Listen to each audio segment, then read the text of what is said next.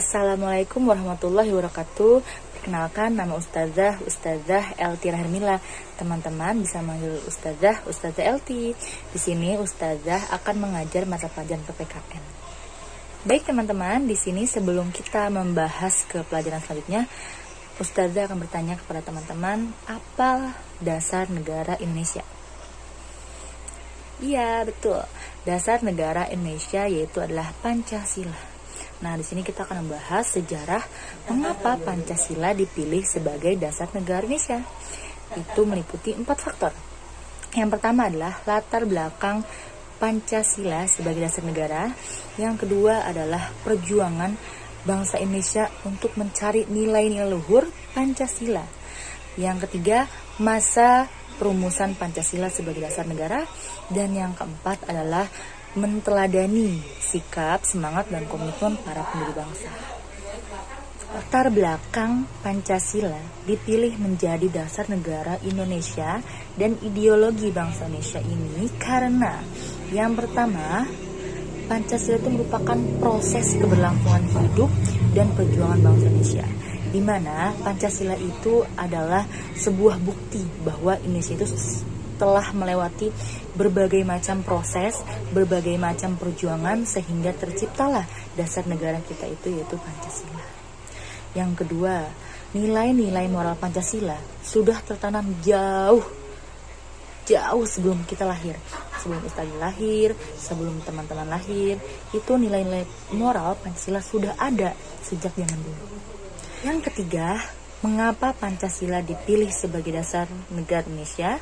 Yaitu karena nilai-nilai bangsa Indonesia itu mencakup nilai-nilai masa depan. Contohnya adalah Pancasila itu dijadikan sebagai pandangan hidup bangsa Indonesia mengenai tingkah laku, perilaku, tata krama, sopan santun, itu pasti akan tercermin dari Pancasila itu sendiri. Maka kedepannya dan diharapkan dengan adanya Pancasila ini, Indonesia diharapkan menjadi negara yang adil, makmur, sejahtera, dan damai.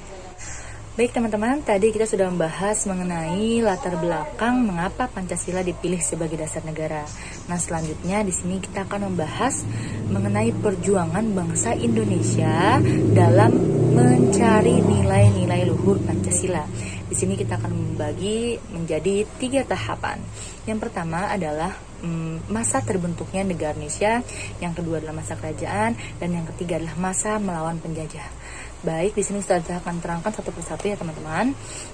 Yang pertama adalah masa dibentuknya negara Indonesia ini.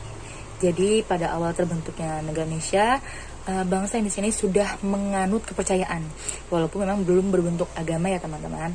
Jadi zaman dahulu itu nenek moyang kita masih menganut kepercayaan animisme dan dinamisme. Namun itu sudah terbukti bahwa pada awal terbentuknya bangsa Indonesia ini, bangsa Indonesia ini sudah mengenal Tuhan. Nah, itu yang nantinya akan dijadikan nilai-nilai luhur Pancasila.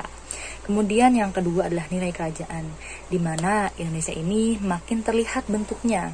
Hal itu terbukti dari catatan yang ditulis oleh Empu Tantular, yaitu dalam bukunya Sutasoma.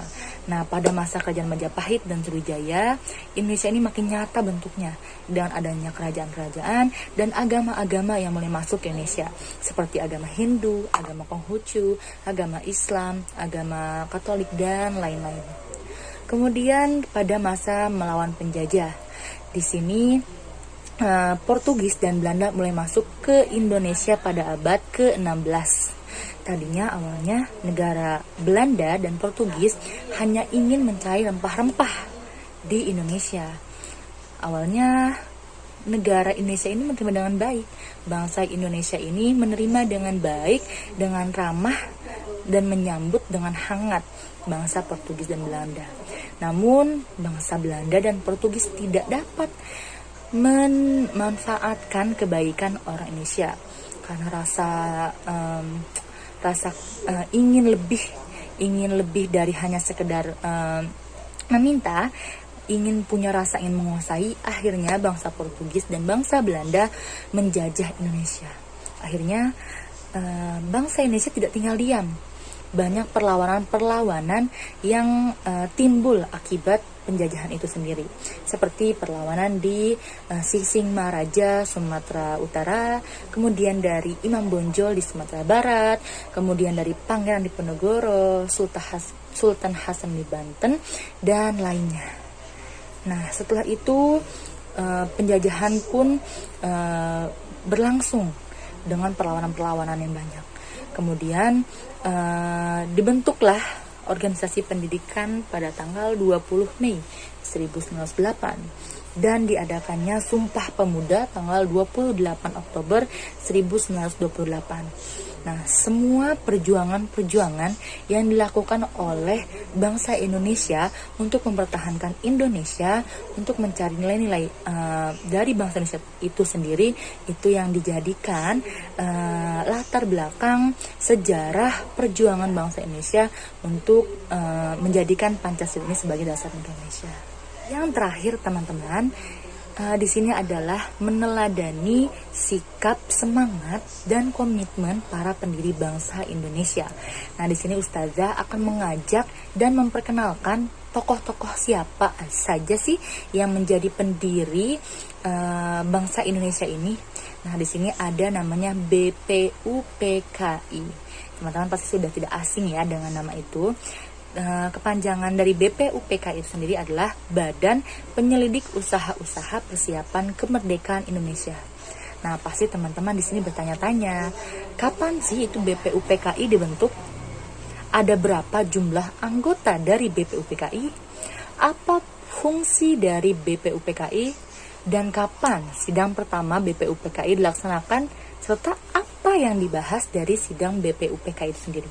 Baik, langsung saja Ustazah menjawab pertanyaan yang ada di benak teman-teman ya. Yang pertama, BPUPKI itu adalah buatan Jepang. Dalam bahasa Jepang, BPUPKI itu disebut Dokuritsu Zunbi Chosakai. BPUPKI ya teman-teman, itu dibentuk pada tanggal 1 Maret 1945. Dan berapa jumlah anggotanya? BPUPKI itu berjumlah 60 orang dengan diketuai oleh Dr. Rajiman Widyodiningrat. Kemudian apa sih fungsinya dari BPUPKI? Yaitu fungsinya untuk menyelidiki dan mempersiapkan kemerdekaan Indonesia. Kemudian kapan sidang pertama BPUPKI dilaksanakan? Yaitu dilaksanakan pada tanggal 29 Mei sampai tanggal 1 Juni. Itu membahas tentang dasar negara yang dipakai oleh Indonesia yang sekarang kita sebut dengan Pancasila. Teman-teman bisa dilihat di sebelah sini. Di sini adalah susunan anggota dari BPUPKI itu sendiri. Dan ini adalah fotonya. Teman-teman bisa melihat ya. Wah, sudah habis nih teman-teman perjumpaan kita. Maka dari itu, Ustazah mohon pamit undur diri. Kurang lebihnya mohon maaf. Jika ada yang kurang jelas, bisa langsung tanyakan ke Ustazah. Boleh lewat grup ataupun japri. Sekian dari Ustazah. Jazakumullah khairan katsiran. Wassalamualaikum warahmatullahi wabarakatuh.